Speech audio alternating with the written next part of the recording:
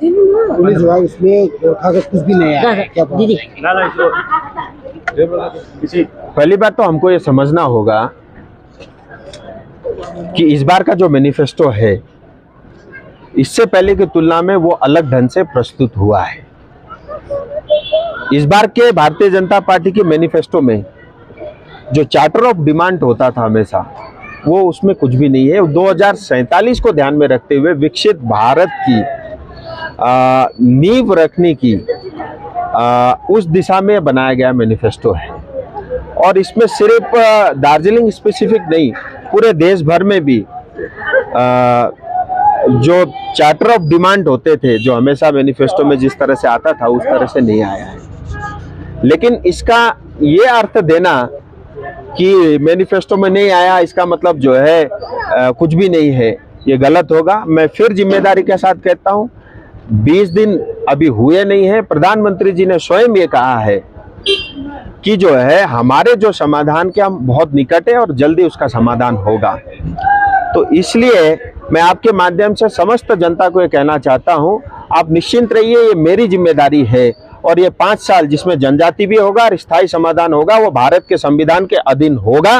और किसी में दम हो तो वो बता के दिखा दो। मैं फिर जिम्मेदारी के साथ कहता हूँ, जनता को भी ये प्रार्थना करता हूँ, बहुत सारे लोग जो इसी ताक में रहते हैं कि किसी तरह जो है भारतीय जनता पार्टी को या बीजेपी को बदनाम करें, वो बहुत प्रयास करेंगे, लेकिन फिर भी वो सफलता उनको नहीं मिलेगी। और इस बार का मैनिफेस्टो चार्टर ऑफ डिमांड के लेकर के नहीं है, वो विकसित भारत को ध्यान में रखते हुए उसमें महिलाओं की बात की, युवाओं की बात की, किसान की बात की और जो है श्रमिकों की बात की। इस तरह से अलग अलग हिस्सों में 2047 को ध्यान में रखते हुए बनाया हुआ मैनिफेस्टो है। आपने कहा है 2026 तक एससी स्टेटस का बिल आएगा, आप लाएंगे? मेरा राजनीति 2024 से 2029 ये आखिरी 5 साल मेरे राजनीति के होंगे, उसके बाद मैं राजनीति भी नहीं करूंगा। और 2026 से पहले जनजाति का बिल पार्लियामेंट में मैं पेश करूंगा, ये मेरा जनता से संकल्प है। और स्थायी समाधान चुनाव के तुरंत बाद एक कमेटी का गठन होगा, जिसमें हमारे राजनीतिक दल के सदस्य भी रहेंगे, कुछ इंटेलेक्चुअल लोग ऑलरेडी कुछ लोग जुड़े हुए हैं, कुछ और भी उसमें जुड़ेंगे, कुछ संविधान के ज्ञाता भी होंगे। उन सब को लेकर के और इन सब को लेकर के जो एक कमेटी का गठन होगा और उसमें वो काम करेगी, क्योंकि उनमें काम करने में उनको भी समय लगेगा।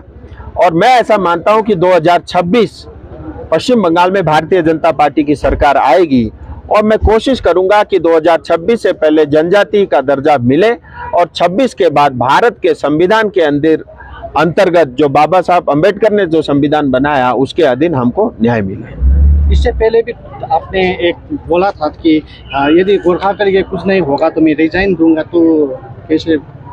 अच्छा है ना, गोरखा के लिए नहीं होगा तो मैं रिजाइन दूंगा, वो आप ठीक बोल रहे हैं। लेकिन अगर मुझे पता है हो रहा है और मैं नहीं रहूंगा तो शायद ना हो, इसलिए मुझे दोबारा राजनीति में आना पड़ा।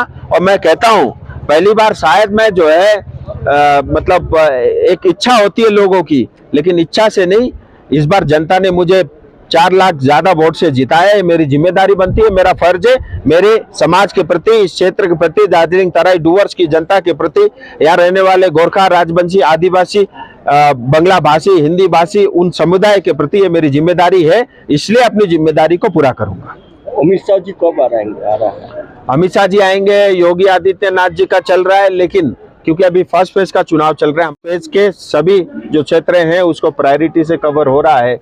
और जितना अभी सुबह बात हुई थी, टेंटेटिव शायद 20 तारीख को योगी आदित्यनाथ जी कालिंपोंग आएंगे और 21 तारीख को मिरिक में जो है सतपाल महाराज जी का तय हुआ है। और उसके अलावा गृह मंत्री जी स्वयं आएंगे। प्रधानमंत्री जी की भी मैं चेष्टा कर रहा हूं, लेकिन बहुत सारे सिक्योरिटी रीजन के कारण कई बार दिक्कत आता है। और कल गोरुबथान में अनुराग ठाकुर जी आ रहे हैं और आज ही मेरी बात हुई है अपने अरुणाचल के जो है सांसद और मंत्री जो है किरण रिजिजू जी भी आएंगे।